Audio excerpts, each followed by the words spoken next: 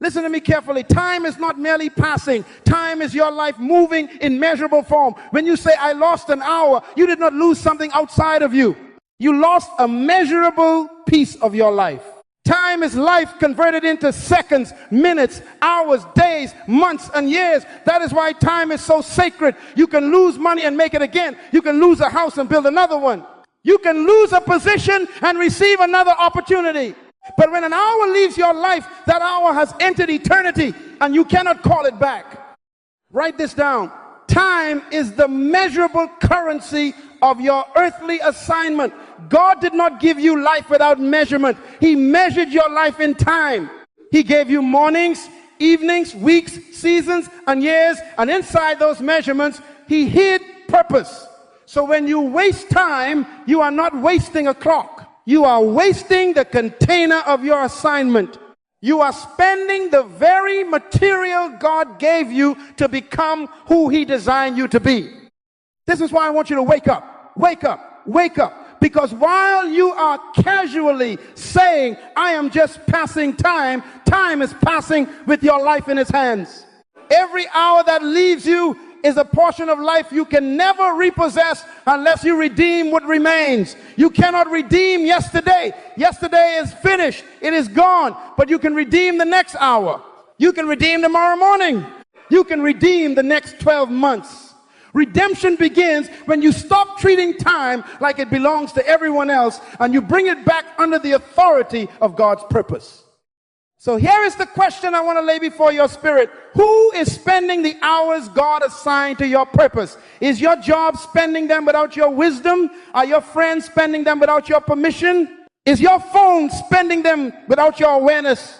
Is fear spending them? Is laziness spending them? Is pressure spending them? Is everybody's emergency becoming the landlord over your calendar? You must answer this, because time will always obey somebody's demand. If purpose does not command your time, distraction will. And let me make this plain. God made time the great equalizer. The billionaire and the beggar both receive 24 hours today. The young and the old both receive 24 hours today. The educated and the uneducated, the famous and the forgotten, the strong and the struggling, all entered this day with the same measurement. Nobody received 26 hours because they had more money. Nobody received 18 hours because they were poor. The gift is equal. The stewardship is different. The outcome is determined by management. That is why excuses become dangerous. You may not have had the same opportunities as someone else. You may not have had the same support, the same education, the same connections, or the same start, but you did receive the same day. And what you do with your day becomes the seed of what your life becomes. Your future is not only hidden in your dreams, it is hidden in your schedule.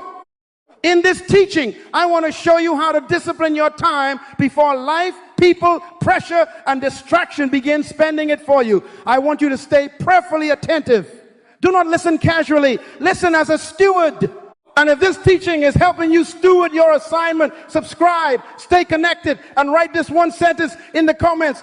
My time belongs to God's purpose. Say it until your calendar believes it. My time belongs to God's purpose. Now, before we go further, I want to take you back to the beginning. Because before time became your calendar, before it became your appointment book, before it became your work schedule, before it became your deadline, time was God's gift to creation. Time did not begin with your watch. Time began with God's wisdom. In Genesis chapter 1, verse 14, God said, let there be lights in the heavens. And He said they would mark seasons, days, and years. Read that slowly in your spirit. Seasons, days, years. That means God created time to organize life. God created time to measure growth. God created time to establish responsibility. God created time so that purpose would not remain floating in eternity without structure. Time gave purpose a place to mature. Write this down. Time is the common gift of God to all mankind. Everybody say, time is a gift. Time is not an accident. Time is not a prison. Time is not your enemy. Time is the mercy of God wrapped around your assignment. God lives in eternity. but he placed man in time. God is not controlled by clocks, but he gave man clocks. God is not trapped in days, but he gave man days. Why? Because eternity is too large for your assignment to be managed without measurement. So God gave you time. Time is a slice of eternity. Time is a measured portion of forever. Time is where what God imagined about you must become visible through action.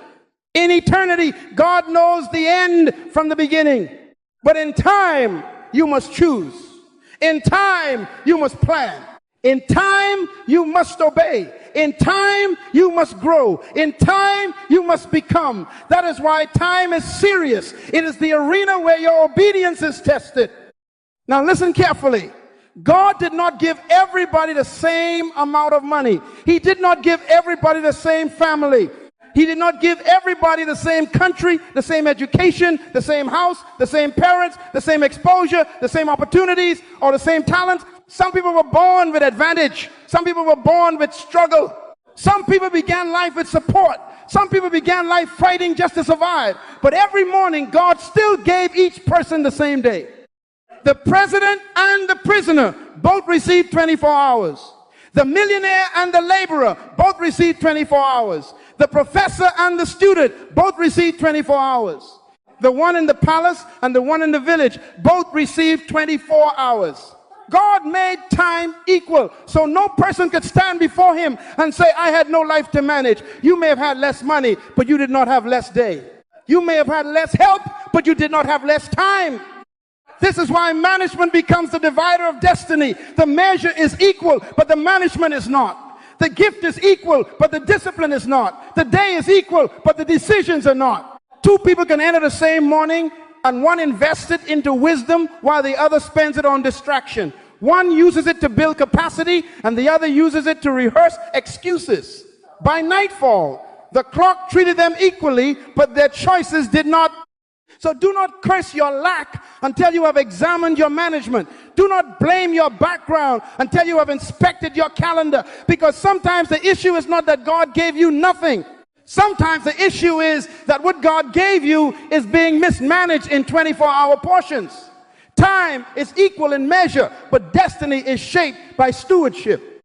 Now here is where it becomes serious. If time is equal, then time is also currency. Write this down. Time is a currency. Everybody say time is a currency. Time must be spent.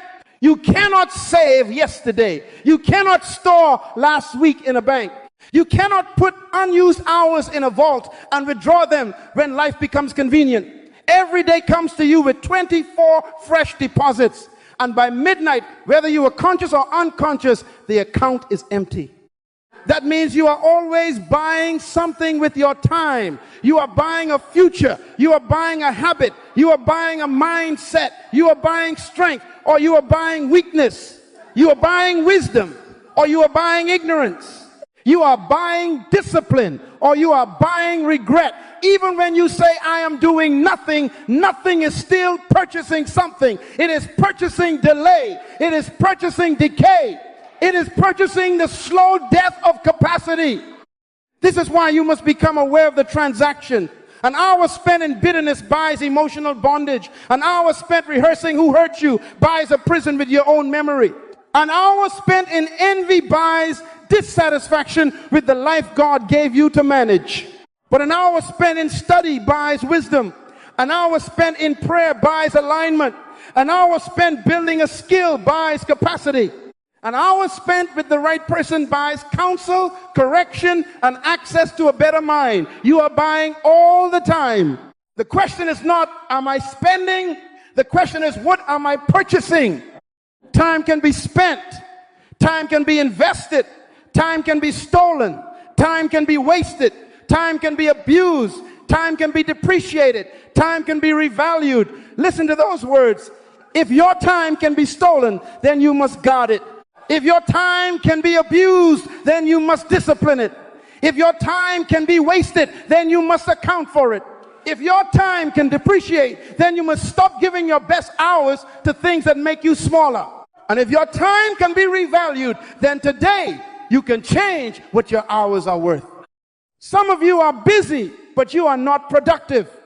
Busy is not the same as fruitful. Activity is not the same as investment. Motion is not the same as progress. You can be exhausted and still be unprofitable. You can have a full calendar and an empty destiny. You can answer every call, attend every meeting, satisfy every demand, run from morning until night, and still have purchased nothing for your assignment. Do not be impressed by busyness. Heaven does not reward you for being occupied. Heaven asks whether the thing occupying you was connected to what God assigned you to do. This is why Paul says in Ephesians, be very careful then how you live. Careful. That means do not live accidentally. Do not live casually. Do not live like your hours have no spiritual value. He says, redeem the time because the days are evil. In other words, if you do not purchase your purpose with your time, the days will purchase something else through you. Evil days know how to spend undisciplined people. Distraction knows how to use an unguarded mind.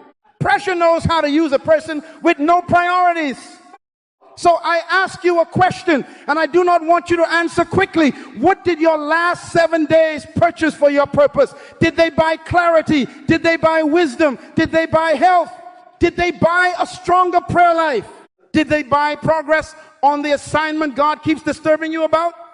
Or did they buy more anxiety, more comparison, more entertainment, more excuses, more debt to your own future? Wake up, wake up. Your life is not being lost in years first. It is being spent in hours. And every hour is buying something, even when you're not paying attention. Now listen carefully, because this is where many people lose their lives and never notice it. Time is not only currency, time is territory. Write this down. Time is territory. If you do not govern it, something else will occupy it. If you do not assign it, someone else will claim it. If you do not put purpose over it, pressure will move in and build a house inside your day. Undisciplined time never stays empty. It never remains neutral. It becomes available to whatever is loudest around you. That is why some of you wake up with good intentions and go to sleep with no fruit. You did not plan to waste the day. You simply did not govern the day. And when time has no government, invasion is easy. Other people's emergencies invade. Entertainment invades. Emotional drama invades. Your phone invades. Fear invades. Procrastination invades. People pleasing invades. And by evening you say, I do not know where the day went. I will tell you where it went. It was occupied. Every unplanned day becomes available to somebody else's agenda. Please hear me. If you do not know what your morning is for, somebody with a crisis will know. If you do not know what your evening is for, entertainment will know. If you do not know what your mind is for, anxiety will know. If you do not know what your gift is for, people will use it to solve problems God never assigned to you. Life does not ask permission to spend your time. Life takes advantage of unguarded priorities. This is why stewardship is serious. Stewardship means you do not merely possess something, you manage it on behalf of the one who gave it to you. Your time does not belong to your emotions. Your time does not belong to your appetite.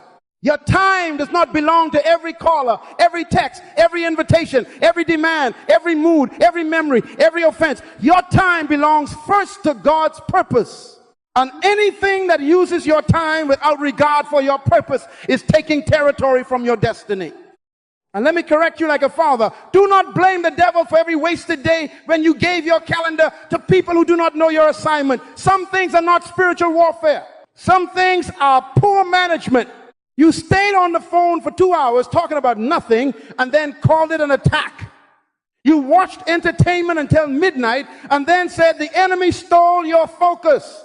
You kept saying yes to people you should have blessed with a no, and then said your life is under pressure. No, your priorities are unprotected. The devil does not need to destroy a person who refuses to plan. He only needs to distract them. He only needs to keep them reacting. He only needs to keep them busy with what is urgent but not important. He only needs to keep them emotionally entangled with people who produce no fruit in their lives. Because if he can occupy your hours, he can delay your assignment. If he can occupy your mornings, he can weaken your discipline. If he can occupy your mind, he can poison your decisions. If he can occupy your evenings, he can rob your preparation. Wake up! Wake up! You cannot keep donating sacred hours to unsacred things and expect your purpose to mature. Ecclesiastes says there is a time for everything and a season for every purpose under heaven. That means purpose has a season, assignment has a time, growth has a time, preparation has a time. But if you give the time of preparation to distraction when the season of manifestation comes, you will not be ready. Time misused in private becomes weakness revealed in public. Some of you are losing time to other people's emergencies. Now, compassion is good, but confusion is not compassion. You cannot become the ambulance for everybody's poor planning. You cannot let every crisis become a commandment. Some people do not need your time, they need their own discipline. Some people do not need your immediate response, they need to respect your assignment. If you rescue everyone from consequences, you may become irresponsible with your own calling. Some of you are losing time to entertainment without boundaries. Rest is holy. Recreation can refresh you, but entertainment becomes a thief when it has no limit. A movie is not evil. A game is not evil. Social media is not evil. But anything that controls your attention longer than your purpose controls your calendar has become a master. And you cannot serve two masters. One will command your time and the other will receive your excuses. Some of you are losing time to emotional drama. Every day you are managing somebody's offense, somebody's mood, somebody's jealousy, somebody's insecurity, somebody's gossip, somebody's need to pull you into confusion. Listen to me. Peace is a time management strategy. If you let drama live in your life, it will charge rent in hours. You will pay with focus. You will pay with energy. You will pay with sleep. You will pay with creativity. You will pay with prayer. So the question returns, and it must return until you answer it honestly. Who is spending the hours God assigned to your purpose? Is it fear? Is it delay? Is it people pleasing? Is it entertainment? Is it other people's emergencies? Is it your own lack of decision? Because your life is not waiting until you become serious. Your life is being spent right now, hour by hour, day by day. And whatever governs your time is quietly shaping your destiny. That is why Paul says in Ephesians chapter 5, verses 15 and 16, be very careful then how you live, not as unwise, but as wise, redeeming the time, because the days are evil. Read that slowly. Be careful how you live, not how you talk, not how you dream, not how you intend, how you live. In other words, watch the movement of your life. Watch where your hours are going. Watch who is using your strength. Watch what is receiving your mornings. Watch what is consuming your nights, because careless living is expensive. And then he says, redeeming the time. Write this down. To redeem means to buy back. It means to reclaim. It means to repossess. It means to restore ownership to something that was lost, captured, misused, or placed under another power. When God says redeem the time, he is telling you that some of your time is no longer under the government of your purpose. It has been taken, it has been traded, it has been surrendered. It has been captured by disorder, captured by distraction, captured by fear, captured by people's demands, captured by appetites that do not care about your destiny. You do not redeem what is already free. You redeem what has been captured. So if God commands you to redeem the time, he is admitting that time can fall into the wrong hands. Your hours can be in the hands of confusion. Your hours can be in the hands of laziness. Your hours can be in the hands of regret. Your hours can be in the hands of people who love your availability but do not respect your assignment. And if you are going to obey God, you must go back and take ownership again. Wake up, wake up, wake up. You cannot redeem what you refuse to confront. Do not spiritualize disorder. Do not pray over irresponsibility and call it warfare. Sit down and look at your life. Look at your calendar. Look at your habits. Look at your phone. Look at your evenings. Look at your weekends. Look at the people who always have access to you. Look at the conversations that leave you drained but unchanged. Look at the places where your time disappears. You cannot reclaim what you will not examine. Some of you keep saying, I am waiting on God. No, God is waiting on your calendar to agree with your prayer. You prayed for purpose, but you scheduled distraction. You prayed for growth, but you gave no time to study. You prayed for wisdom, but you made no appointment with instruction.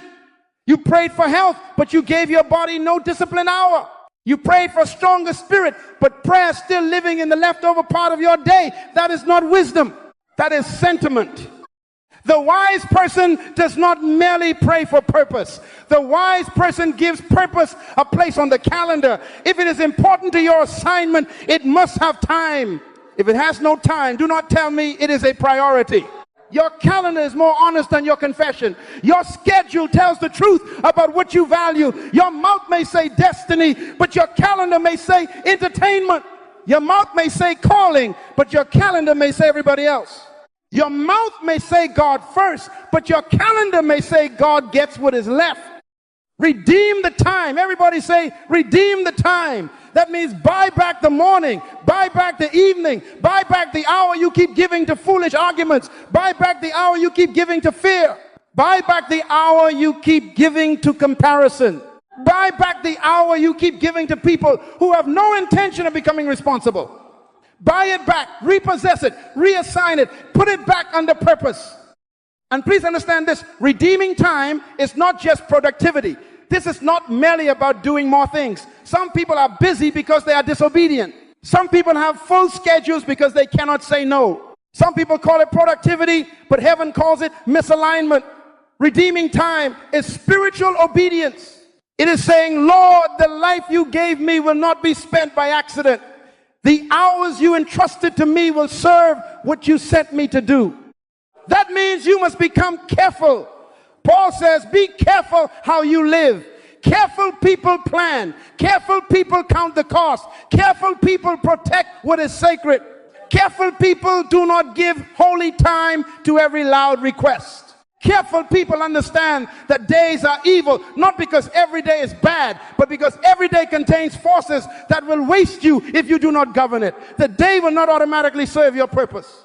You must command it with wisdom. So redeeming time begins with ownership. This is my morning. This is my assignment. This is my season. This is my study hour. This is my prayer time. This is my family time. This is my preparation time. This is my rest. This is my building time. I mean, something tries to enter that space without permission from purpose, you must have the courage to say no. Do not try to please everyone. You cannot redeem time while worshiping approval. You cannot reclaim your hours if every opinion has a key to your schedule. Some people will be offended when you become disciplined because they benefited from your disorder. Let them be offended. You are not being rude. You are being obedient. You are taking back what God gave you. Redeem the time. Own it again. Bring it back. Put purpose in charge. Let wisdom govern your days. Because the hours were never meant to serve your fear, your distractions, or other people's agendas. They were meant to serve God's purpose in your life. Now, once you redeem the time, you must give it direction.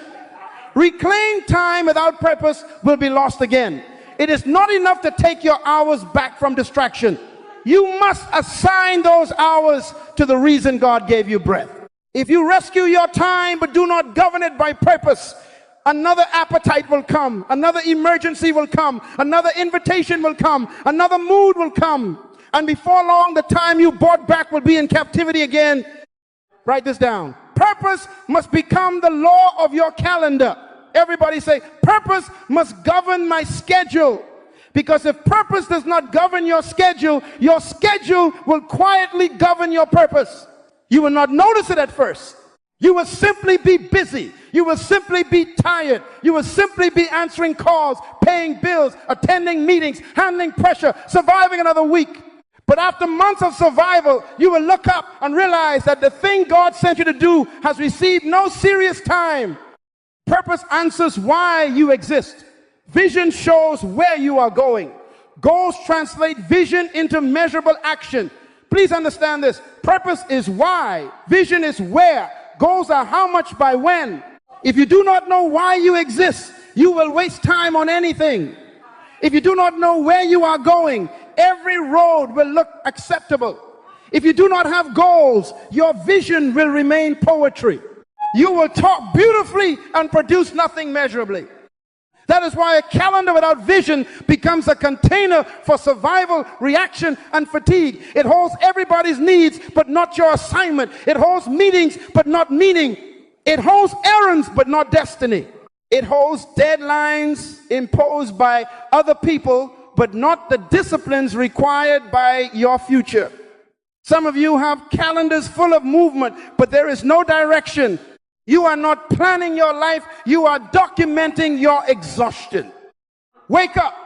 Wake up. You cannot keep saying God has a purpose for me and never make an appointment with that purpose. You cannot say you are called to teach and never schedule study. You cannot say you are called to build and never schedule planning. You cannot say you are called to lead and never schedule preparation. You cannot say you are called to serve your family and give them only what is left after the world has drained you. Whatever God assigned to you must be honored in time. Make decisions based on your destiny, not your mood. Say that again in your own spirit. Make decisions based on your destiny, not your mood. Your mood changes with weather, fatigue, hunger, offense, and opinion. Destiny does not change because you feel lazy today. Purpose does not resign because you are discouraged. Vision does not cancel itself because you are tired. If your mood controls your calendar, your future will be unstable. Discipline means destiny gets a vote before your feelings. Spend your day. So I want you to do something practical.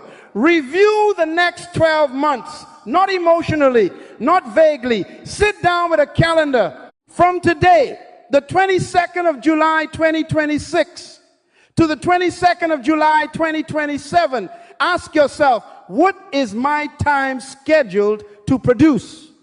By the 22nd of July 2027, what should be finished? What should be stronger? What should be learned? What should be paid off? What should be healed? What should be built? What skill should be developed? What book should be read? What course should be completed? What relationships should be repaired? What ministry should be strengthened? What business should be structured? What part of my character should no longer be immature? Do not answer with wishes. Answer with scheduled evidence. If you say, I want to grow spiritually, where is the prayer time? If you say, I want my family stronger, where is the family time? If you say, I want wisdom, where's the study time? If you say, I want health, where's the exercise time? If you say, I want to serve, where is the service time? If you say, I want to increase my value, where is the skill development time? Your calendar must testify that your mouth is telling the truth. Document a plan. Write it down. A plan that is not written is usually a feeling, pretending to be strategy. Write your priorities. Put them in order. Prayer, family, study, work, health, service, skill development, rest. Do not leave sacred things to accidental spaces. Assign blocks of time. Give your morning an instruction. Give your evening a responsibility. Give your weekend a purpose. Give your phone limits. Give your mind a diet. Give your body a discipline. Give your assignment a place to grow. And let me tell you something. When purpose becomes the law of your calendar, you stop apologizing for discipline. You stop explaining every no.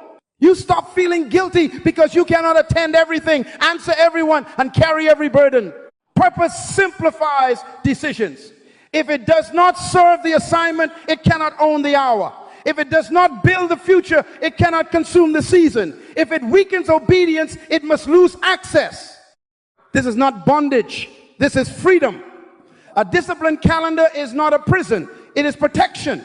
It protects your purpose from your moods. It protects your vision from other people's emergencies. It protects your strength from waste. It protects your family from leftovers. It protects your future from regret. The day God gives you is too valuable to be governed by noise. Redeem the time, then direct the time. Own it again, then assign it. Bring it back, then put it under law. Let purpose become the authority over your schedule, because your life is not waiting in the future. Your life is being formed by what you repeatedly give time to now. Now, once purpose becomes the law of your calendar, priorities must become the guards at the gate. Because redeemed time that has no priority will still be wasted. You can have a plan and still be invaded. You can have a vision and still be distracted. You can have a calendar and still give your best hours to lesser things if you have not decided what must come first. Write this down. Priorities are the fences that keep your time from being consumed by lesser things. Everybody say, priorities protect time. See, a fence does not mean everything outside is evil. A fence means something inside is valuable. When you put a fence around land, you are not saying the whole world is bad. You are saying this territory has an owner. This territory has a purpose. This territory must not be trampled by anything passing by. That is what priorities do for your life. They tell every demand, every appetite, every invitation, every crisis, you cannot enter unless you serve the assignment. Everything important cannot be equally urgent. That is immaturity. Immaturity says everything matters the same. Maturity says this matters most. If you cannot rank what matters, you will be ruled by whatever screams loudest. Your health matters. Your family matters. Your work matters. Your ministry matters. Your rest matters. Your growth matters. Your finances matter. But they do not all require the same hour, the same energy, the same access, or the same response. Wisdom is the ability to put things in their proper order. Some things are important, but not now. Some things are good, but not for you. Some opportunities are open doors, but not divine doors. Some invitations are flattering, but they are still distractions. That is why you must learn to separate assignment from appetite. Appetite says, I want it. Assignment says, I was sent for this. Appetite wants pleasure now. Assignment requires discipline now for fruit later. Appetite consumes time. Assignment converts time. If you let appetite sit in the seat of priority, your purpose will always be postponed. You must also separate responsibility from impulse. Responsibility is what God and wisdom have made you accountable for. Impulse is what your feelings demand in the moment. Responsibility says, pay the bill. Impulse says, buy the thing. Responsibility says, prepare. Impulse says, relax before the work is done. Responsibility says, be faithful. Impulse says, escape. Do not build your calendar around impulses. Impulses are visitors. Responsibility is an assignment, and you must separate opportunity from distraction. Every opportunity is not an instruction. Every open door is not your door. Every request is not your responsibility. Every platform is not your purpose. Some things come looking like increase, but they are designed to scatter you. You need discernment. You need discretion. You need priorities. Because if everything gets access to you, nothing sacred can grow in you. So here is the practical key. Number one, document the plan. Write it down. If it stays in your head, it will negotiate with your emotions. Put it on paper. Put it in your calendar. Put it somewhere your eyes can confront it. What are you supposed to build?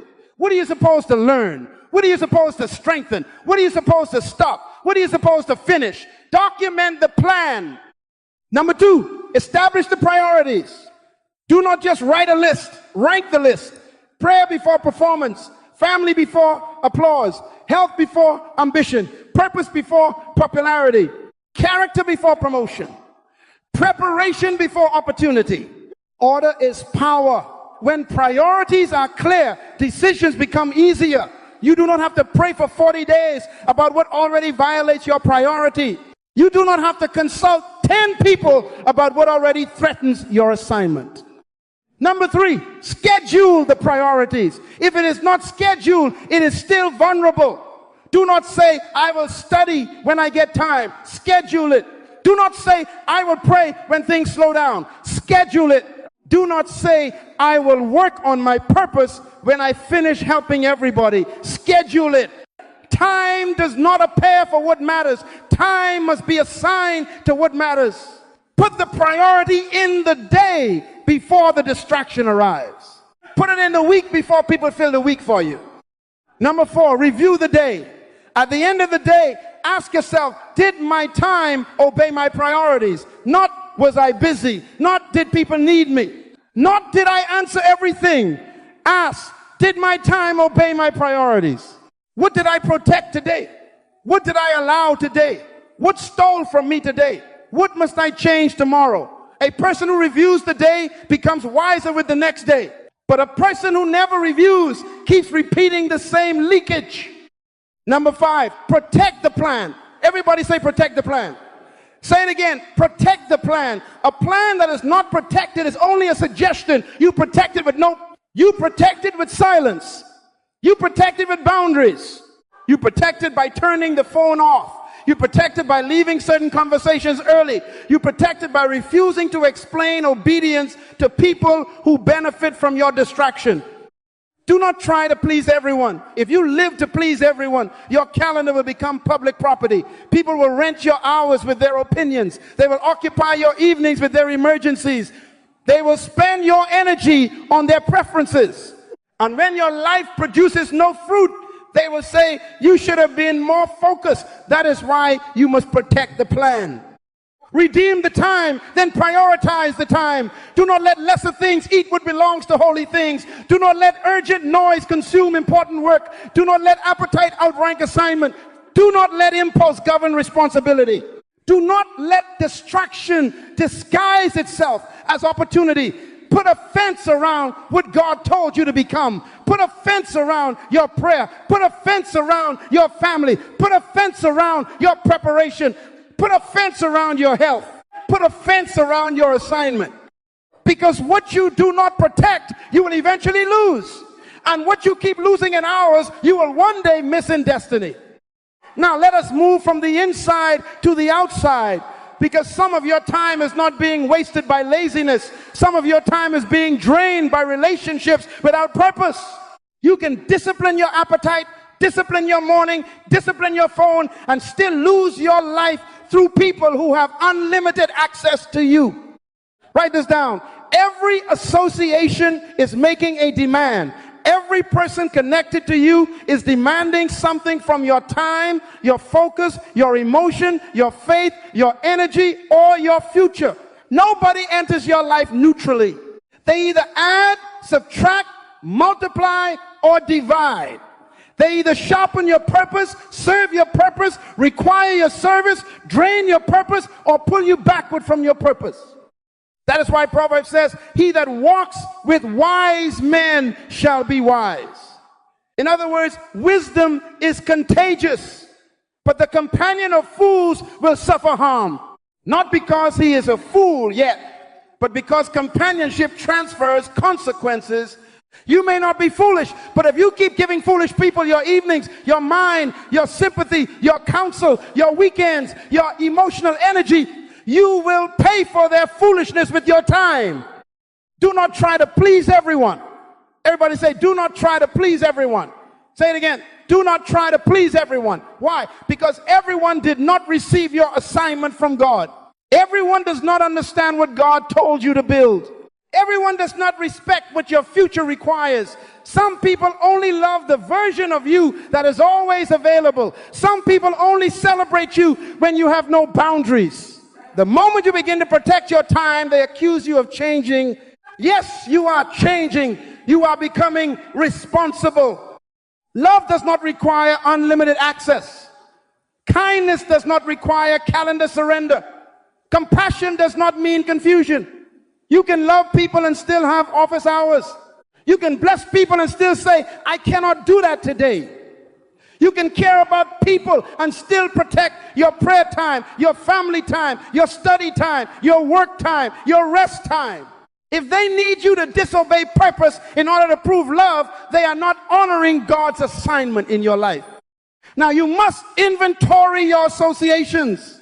Write that down. Inventory your associations. Do not just inventory your money. Inventory your people. Do not just review your expenses. Review your relationships. Ask yourself, who has access to my hours? Who has access to my emotions? Who can interrupt me anytime they want? Who always leaves me drained? Who strengthens my faith? Who sharpens my thinking? Who keeps pulling me back into what God delivered me from? There are people who sharpen your purpose. Keep them close. These are the people who make you think higher, pray deeper, work better, live cleaner, dream clearer. They do not flatter your weakness. They confront your laziness. They ask you, did you finish what you said God told you to do? They are not impressed by your excuses. They love your destiny too much to entertain your disorder. There are people who require service for a season. Serve them with wisdom. Some people are assigned to your care for a period of time. Children, aging parents, people in crisis, disciples, members, mentees, those God has placed within your stewardship. But even service must be governed by wisdom. Jesus healed many, but he did not let the crowd control his calendar. He withdrew to pray. He left some places. He said no to demands that did not match his hour. If Jesus had boundaries, who told you holiness means unlimited availability? There are people who drain you without growth. Be careful.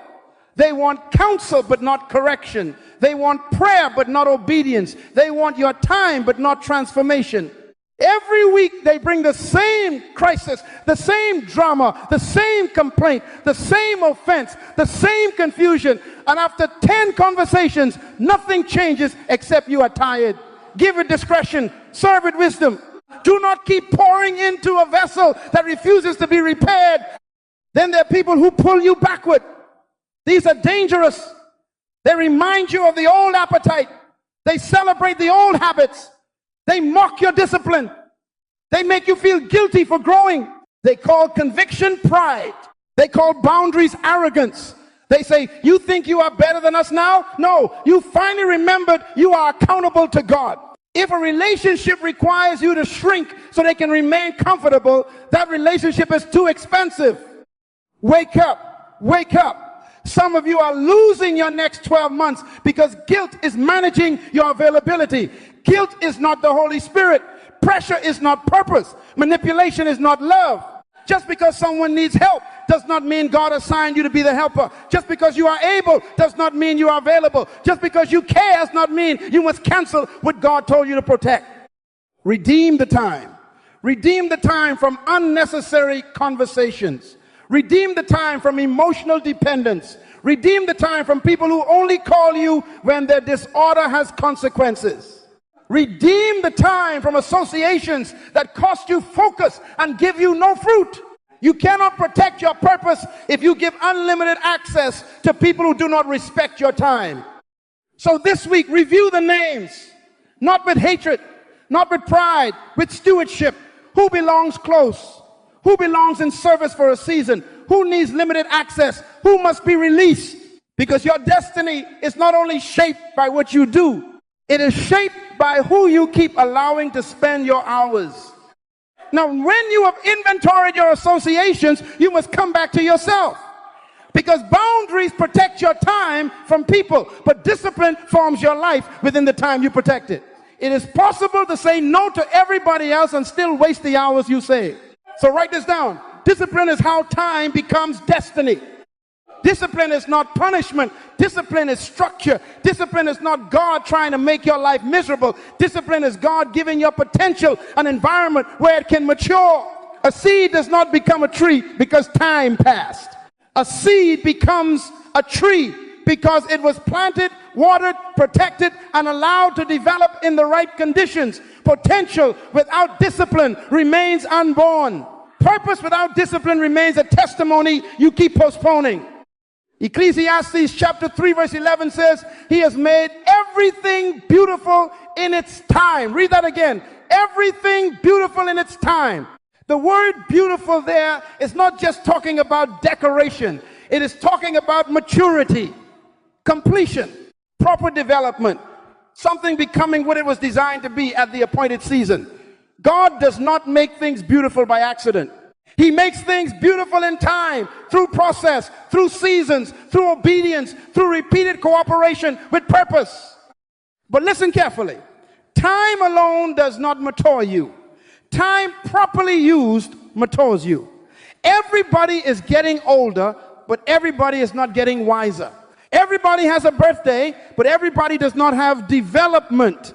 Years can pass over a person and leave them with the same attitude, the same excuses, the same habits, the same fears, the same irresponsibility. They aged, but they did not grow. They survived years, but they did not convert years into wisdom. Do not confuse aging with developing. Aging is automatic.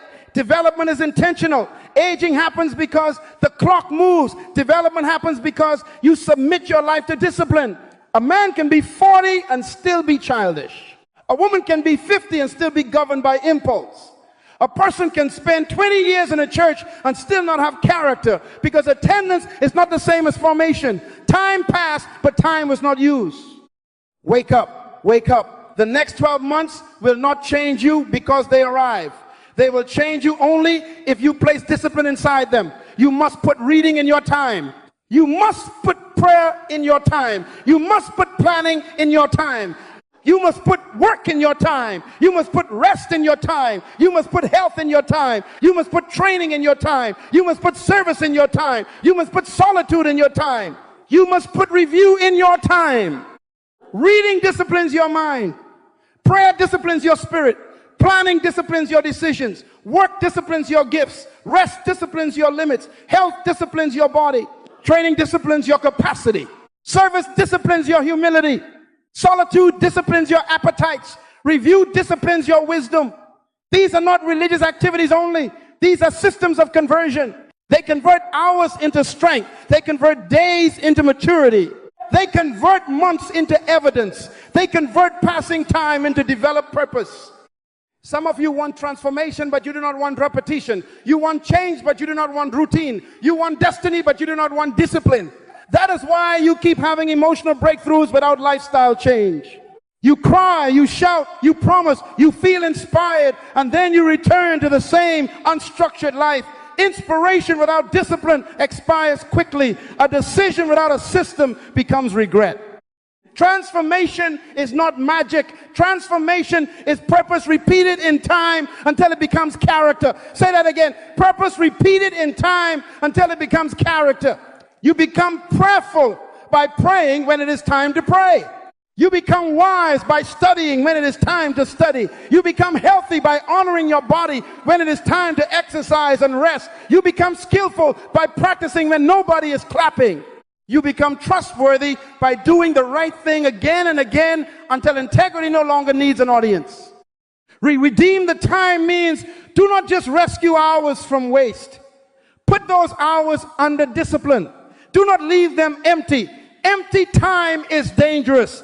Empty time invites old appetites. Empty time negotiates with laziness. Empty time becomes available to distraction. But disciplined time has an assignment before temptation arrives. Disciplined time says, at this hour I read, at this hour I pray, at this hour I work, at this hour I rest, at this hour I review, at this hour I prepare. And let me tell you something, discipline will offend your lower self before it reveals your higher self.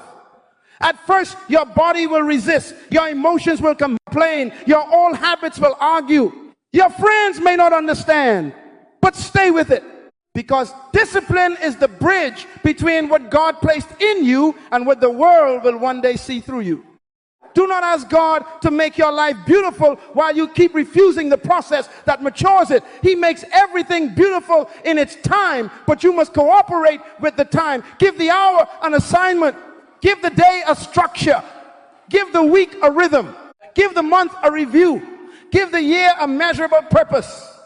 Because destiny is not produced by time passing. Destiny is produced when time is governed by discipline, aligned with purpose, and offered back to God in faithful obedience. Now listen carefully. After discipline begins to shape your time, wisdom must begin to measure it, because you do not have forever in time. You came from eternity, you are going back to eternity, but your assignment must be fulfilled in time. That is why Moses prayed in Psalm 90, verse 12, so teach us to number our days that we may apply our hearts unto wisdom. Read that in your spirit. Teach us to number our days, not our money first, not our followers first, not our possessions first, our days. Why? Because your days are the container for everything God assigned to you. If the days are wasted, the assignment is delayed. If the days are abused, the purpose is weakened. If the days are protected, wisdom has something to work with. Numbering your days is not fear of death. It is respect for assignment. It does not mean you wake up terrified. It means you wake up responsible. It means you understand this day came from God and this day will never return. Yesterday is finished. Last week is gone. The years you wasted cannot be relived, but the days remaining can be redeemed if wisdom enters your heart. Write this down. Wisdom begins when a person stops treating time as unlimited. Foolishness says, I still have time. Wisdom says, I must use the time I have. Foolishness postpones obedience. Wisdom schedules obedience. Foolishness says, one day I will become serious.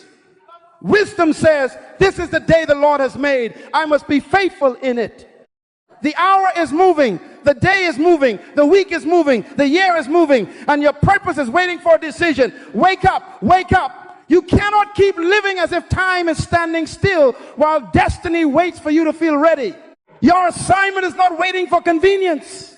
Your future is not waiting for perfect conditions. Your life is being spent right now. And the question is, what is it buying? If God audited your calendar, would your schedule testify that you believed you were sent? Would your mornings testify? Would your evenings testify? Would your weekends testify? Would your private habits testify? Would your phone history testify? Would your conversations testify that you understood your life was on assignment? Do not tell me only what you believe. Show me what you schedule. Do not tell me only what God spoke to you. Show me what receives your time. Because whatever consistently receives your time is what you are becoming. If distraction receives your time, distraction is shaping you. If bitterness receives your time, bitterness is shaping you. If purpose receives your time, purpose is shaping you. If God receives your time, obedience is shaping you.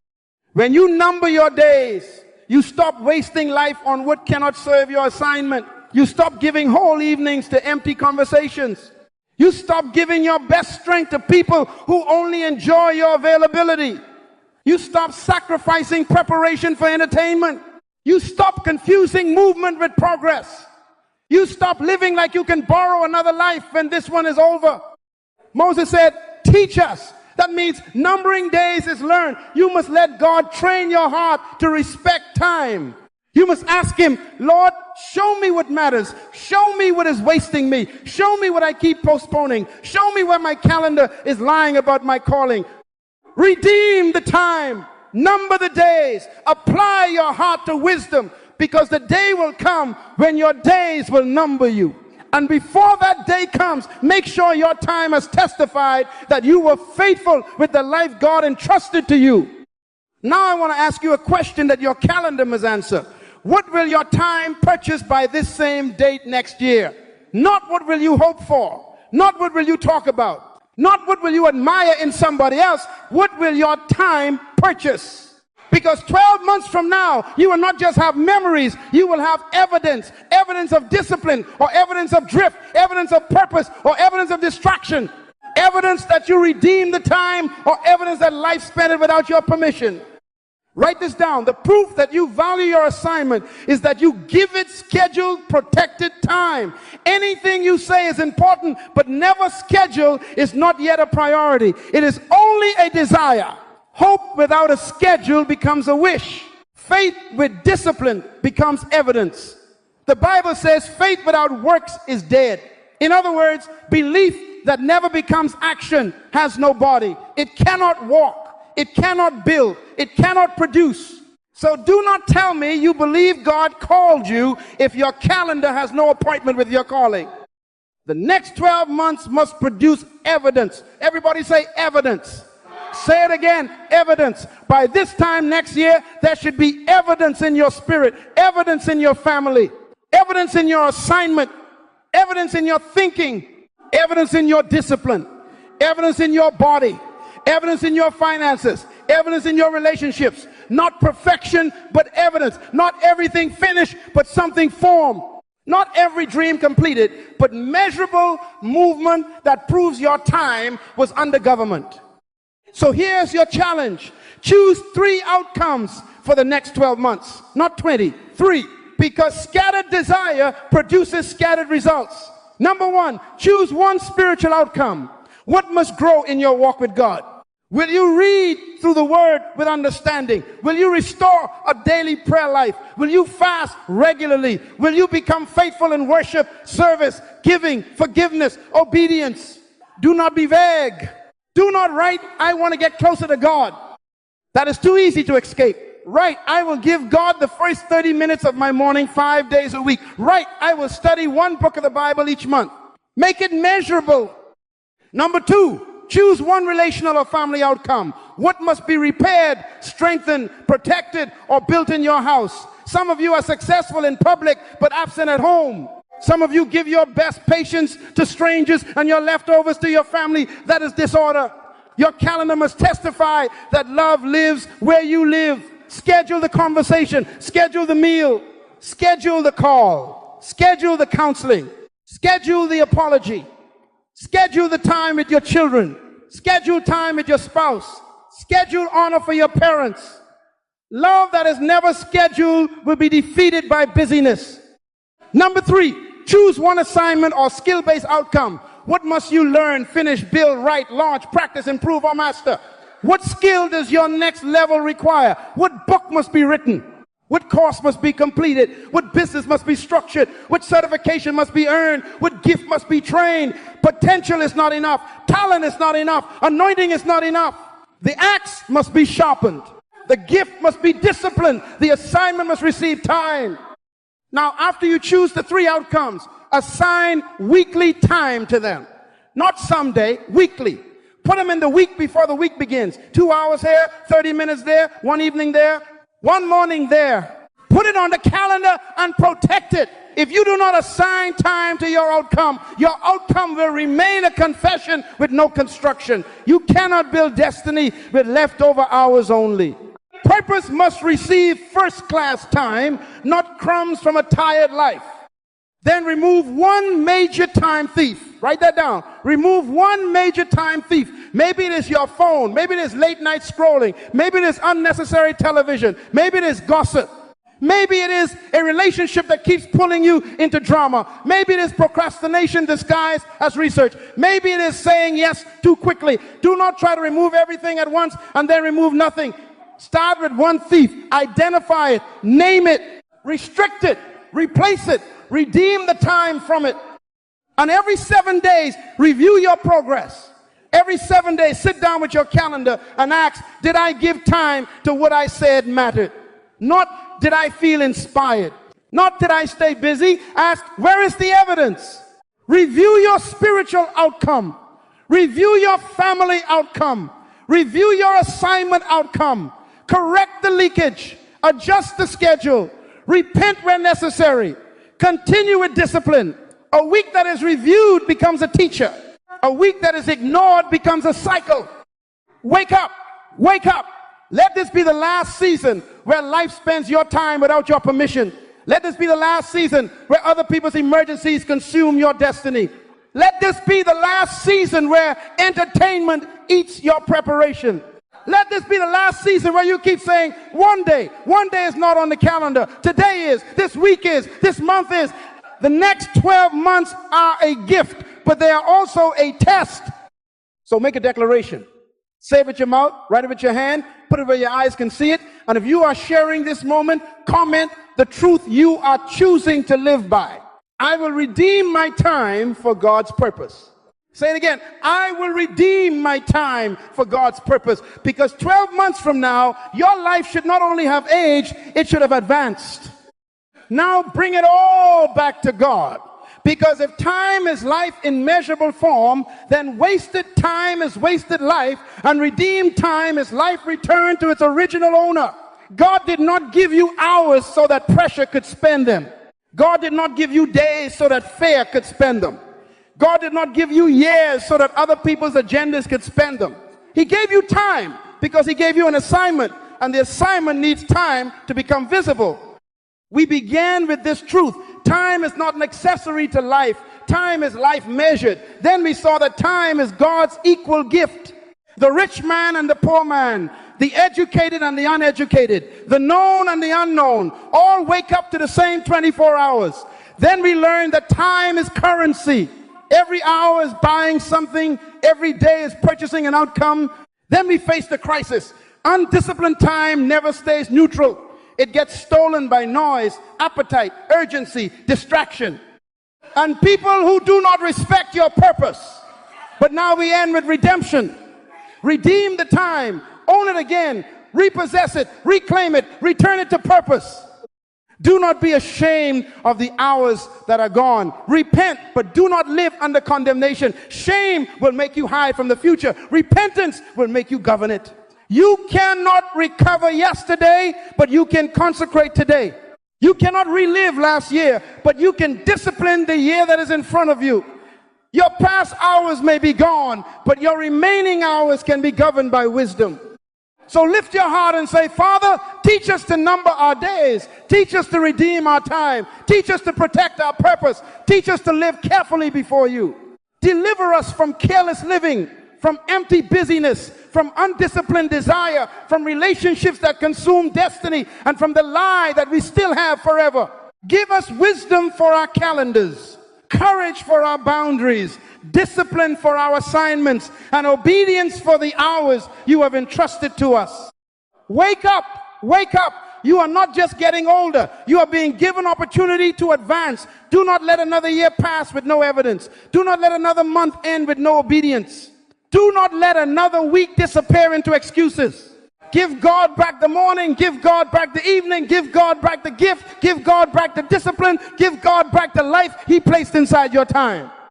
And if this teaching has called you back to kingdom purpose, stay connected.